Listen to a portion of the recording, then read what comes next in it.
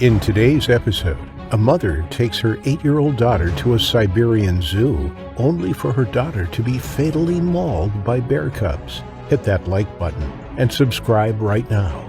This is the terrifying bear attack on 8-year-old Ivanka. Was fair share of tragic events in the past. It wasn't until the 2000s that the place finally got a much-needed overhaul. Most of the attacks were the result of untrained zookeepers and the unsafe and, quite frankly, bizarre setup of the cages. Most of the large animals, like the polar bears, black and brown bears, elephants, and tigers, are kept in low concrete holdings. Spectators can then view the animals from 10 feet above. The narrow railings that are in place are so wide that an adult can easily fit between the bars. Children have a habit of poking their heads through the railings to get a better look at the beasts below them. For the most part, mothers will keep a hold of their children, and adults won't be foolish enough to lean over too far. All in all, the zoo relies heavily on the fact that the animals are well fed and therefore too full and lazy to even try to scale the high walls that separate them from the people above them. Just to reiterate, there is no safety glass, netting, or any kind of barrier between visitors and the animal below them. Just open air, height, and pure faith that parents will have their children by their sides at all times, and that irresponsible youths won't try to play daredevil. This terrible design flaw is the reason that the tragic events of our story today played out in September 1999.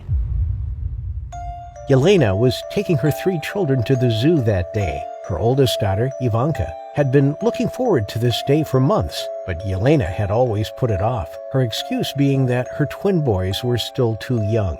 But now that they were walking and running around, she deeply regretted not taking them when the twins were still in strollers. Matvey and Ivan were a handful, but at least Ivanka was an observant and easy child, and she was an excellent big sister. At 8, Ivanka often kept her brothers occupied, while their mother cooked, cleaned, or whenever she had her hands full. The girl just adored her brothers, and she felt awfully important when she was tasked with keeping an eye on them. But even an unusually responsible and attentive child like Ivanka had more than enough to distract her from being her normal calm and well-mannered self in an exciting place like the Siberia Zoo, situated in the heart of Moscow. No one in the family had ever gone to any sort of animal park before, so even Yelena was a little awestruck at the sight of the hyenas, wolves, and polar bears that were on display. Yelena and Ivanka decided that they needed to make a return trip someday so that Dmitri, the family's patriarch,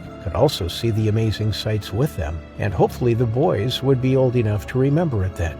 Yelena assured Ivanka that in a year or two, when Daddy came along, there would probably be even more exotic animals for them to see than there were now. Right at the entrance was a petting zoo, and Ivanka took a short ride on a pony. The little family fed the goats and chickens, but they avoided the mean geese who chased Ivan and Matvey. Then came the African animals, ostriches, buffalo, a few different bucks, leopards, and cheetahs. The leopards and cheetahs weren't set up like the rest of the animals. These limber predators could climb just about anything, and the big cats, it seemed, were the only predators that ever attempted to scale the walls of their enclosures, so they were kept in cages or in concrete holdings that had netting spun over them. In front of the cats, there was always a handler or a security guard who kept the crowd a few feet away. The cats had a habit of reaching their claws through their bars, and they could easily snatch a person if they wandered too close. They looked at the wild boars and cages full of bright birds, and then they visited the reptile house. But Ivanka didn't like this at all. The little girl decided that snakes and scaly things were icky and gross. The place was also swelteringly hot. They were all dressed in puffy jackets, scarves, and gloves. It was just at the end of autumn, and winter was already taking hold, so the humid building that held the reptiles had them all sweating and flushed by the time they stepped out. The twins were not happy at all about leaving. They liked the lizards and snakes much more than their big sister did, and this was around the time that the boys became cranky and difficult. It was already noon, and by now they'd usually be down for a nap. The next stop was the monkeys and baboons, but even the apes started making a racket when the crying and screaming twin boys wailed past their holdings. After a stern look from one of the handlers, Yelena herded her children back the way they had come. Ivanka pouted. She knew that if the babies became difficult enough, their trip would be cut short. They'd already been through the whole grounds, and they'd technically seen every animal there. But Ivanka was hoping she'd be able to go past the elephants again. Sometimes the zookeepers allowed children to throw treats at the elephants, and maybe if they hung around long enough, she'd get a turn too. But the 15-minute walk proved to be too late. Just as they passed the elephants, a zookeeper came by with an empty bucket and the faces of some excited children behind him, all of them talking about how fun it was to pass down peanuts and fruits to the trunks reaching up below them. Ivanka was heartbroken. Yelena noticed the tears welling up in her daughter's eyes. There was a food stall in the last lane before they would reach the exit on their way out of the park.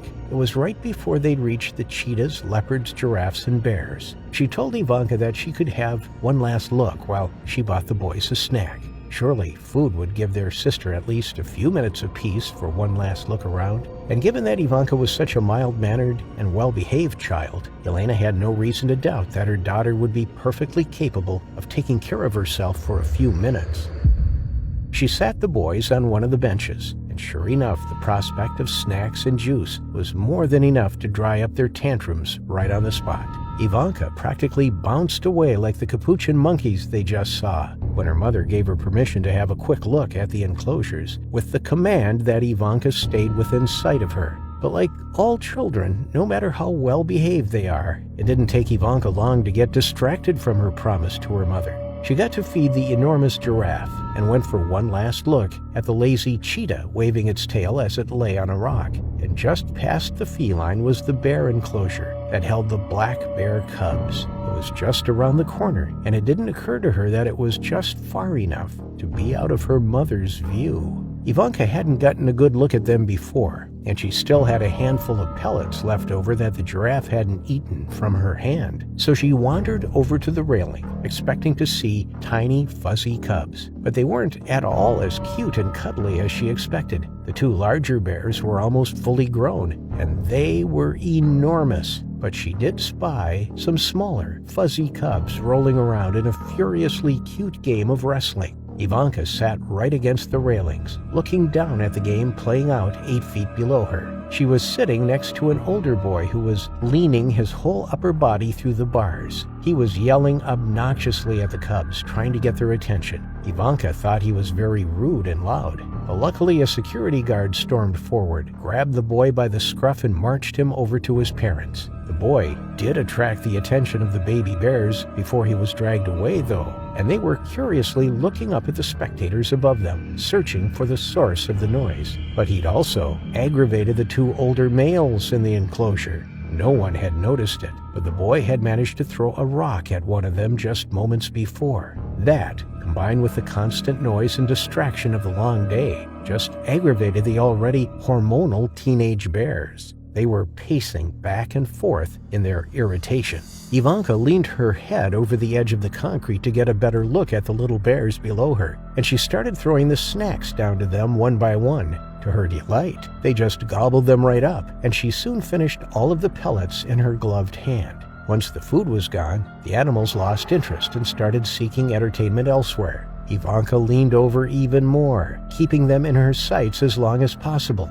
Just then, the spiteful child was back, yelling for the cubs to come back. Ivanka jumped when he suddenly screamed just above her head, but she wasn't the only one to be startled. The two larger bears also reacted, and as Ivanka looked up at the lad to tell him to keep quiet, the pair rushed at the wall. Ivanka, looking up, didn't see what the crowd did. One of the males stormed at the wall and stopped short, just below the boy growling at him, but the other one did not stop. With a surprising burst of speed for the 300-pound animal, it leaped up at the wall, its paws outstretched. The boy backed away so quickly that he tripped over his own feet and landed flat on his rump, right next to Ivanka, who was still on her knees, leaning halfway over the railing. The bear jumped high, but its head reached 2 feet below where the girl sat. It stretched out its body for maximum reach and swiped a paw in the direction of where the shouting had come from. The paw didn't manage to grab the boy, but it did snatch Ivanka, who was right next to him.